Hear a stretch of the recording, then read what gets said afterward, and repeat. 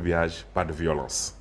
am ngeen assez d'outils assez d'éléments yu ngeen campagner parce que li ma liggéey Sénégal bu fekkee mënu leen ko campagner ce n'est plus la peine.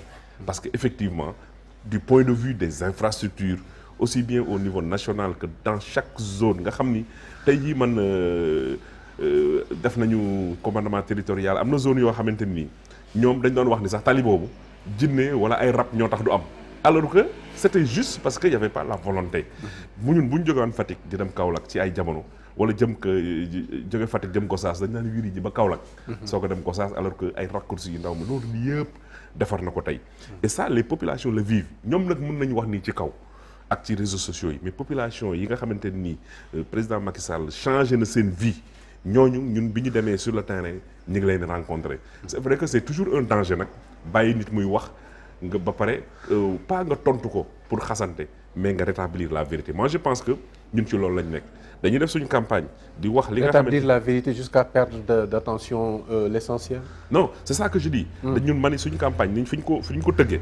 mooy wax li président def fi mu jëlee Sénégal li fi am ak fa mu ko jëmee maintenant bu fekkee nag am na ay contre-vérité yu ñu wax suñ ko bàyyee noonu mën na jaxase xel yi il faut ñu rétablir la vérité mais nañ ko teg ci yoon bëgguñu même ñun on n'est pas toujours d'accord sur la manière doo xam ne certains noonu la ñuy répondre mais je pense que ni bon c'est un groupe ku nekk ak sa gis-gis mais comme ni nga ko waxee l'essentiel c'est pas vraiment di daggasante il faut ñu tabax ñu wax loo xamante ne nii ëllëgu Sénégal si lañ ko nar a tabax te ñun am nañ vraiment loo xamante nii mën nañ ko wane xam nga kii def contrat de législature soo xoolee contrat de législature lañ ko tuddee mais c'est comme si soo liree le contenu c'est comme si un président de la République buy def une profession de foi parce que quand tu es député am na foo xamante nii sa man yeggu fa li nga mën a wax mooy bu ma nekkee député dinaa jëli soxla askan bi indi ko défendre ko dinaa contrôler l'action de l'État bu fekkente ni gis naa loo xam ne war na jëmale askan bi kanam ma def lu ñu tuddee proposition de loi indi ko ci askan bi mais su weesoo loolu mënoo diggee leneen parce que loolu c'est le pouvoir exécutif. Est-ce que loolu li ñu wax ci document bi c'est pas l'aboutissement de tout ce processus-là? Oui, je dis loolu mooy li ma wax nii. lii nii c'est-à-dire que képp ku nar a nekk député au-delà de ça mënoo leneen loolu nga mën. parce que lii dañu wax ni pouvoir exécutif pouvoir législatif pouvoir judiciaire pouvoir exécutif ñiy wax ni su ma nekkee député par exemple di nga dem ku def campagne su ma nekkee député seen tali bii moom incha allah dinañ ko indi non seen tali bii dinaa dem taxaw ci kanamu assemblée défendre ko pour mu ñëw mais dañuy nax askan bi. est-ce que du raccourci rek ci langage bi. non dañuy nax askan bi c'est comme si ils étaient capables de le faire alors qu'ils ne sont pas capables de le faire. gis naa Aar Sénégal seen 14 points yi nga xam ne moom lañ def c'est très bien mais am na ci yu bari yoo xamante ni dafay loolu c'est pratiquement d'ordre public. ku nekk député te defuloo loolu pratiquement doo def sa liggéey maintenant bu dee législature bi ñu génn liñ ciy regretter rek.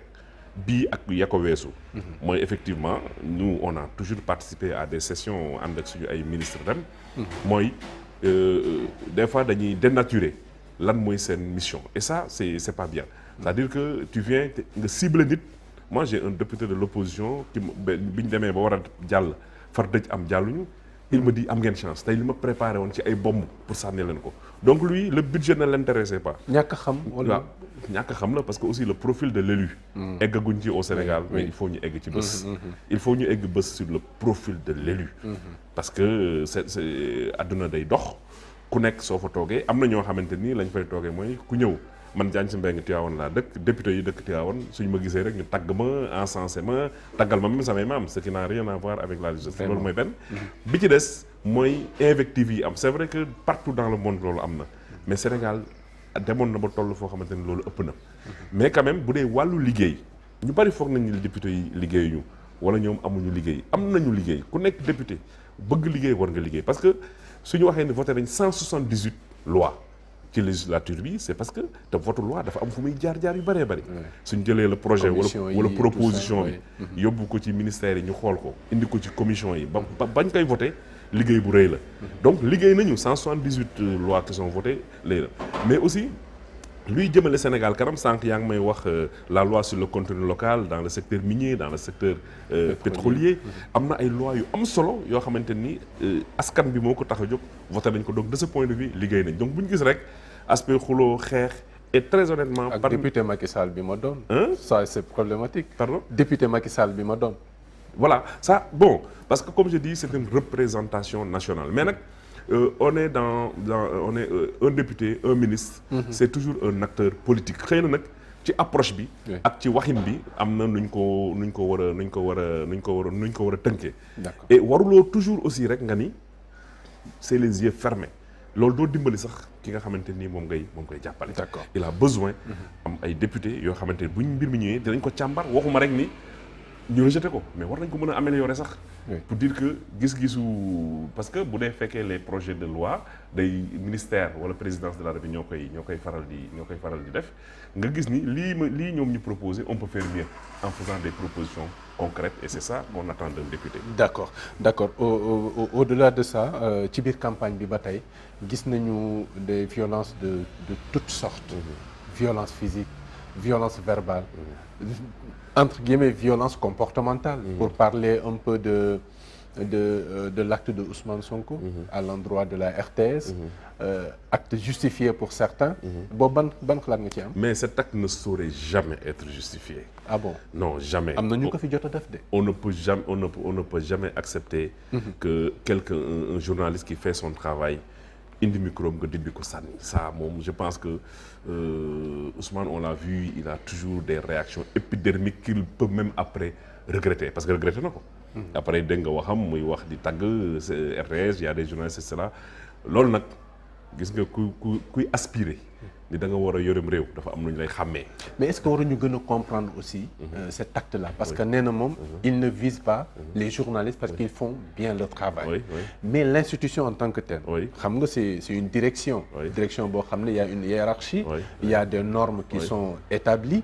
Mais am na nu liggéey bi da joxe mais bu fekkee ne politique daf ko lal aussi. C'est problématique non. J'aurais pu comprendre. ndax mu jël micro RTS bi. téye ko fustiger loi et RTS di def. mais quant à ça fa am geste yoo xamante ni c'est pas noble.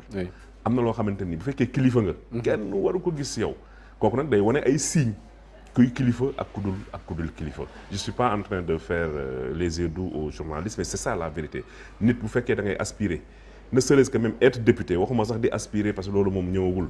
président de la République am na comportement yoo xam ni bu ñu ko gisee ci yow dañuy xam ne yow matagoo kilifa. et man jàpp naa ni ku def loolu matuloo kilifa. Macky Sall en 2011 ñaawlu woon li nga xam ne mooy liggéeyu RTS aussi ni mu beddee opposition bi di privilégier Abdoulaye Wade. Aujourd'hui il est à la place d'Abdoulaye Wade. xam nga wax nga mooy tu me rejoins. oui mën nga jël micro bi nga ñaawlu. parce que c'est ça donc Macky Sall def na yëfu kilifa jël na responsabilité am. daf na jël na responsabilité am wax li mu war a wax mais sànni ba ma xëy non ça c'est pas la première fois mu def lu mel noonu. option la peut-être. c'est pas une option c'est lié à la personnalité de nit ki dafa lié ak sa personnalité bu da nga koy def ba pare nga soog a réagir. Après vous êtes trop négatif à l'endroit de Sonko. mais on n'est pas négatif on est en train d'analyser xam nga créé wuñ dara. xam nga liggéey bi nga doon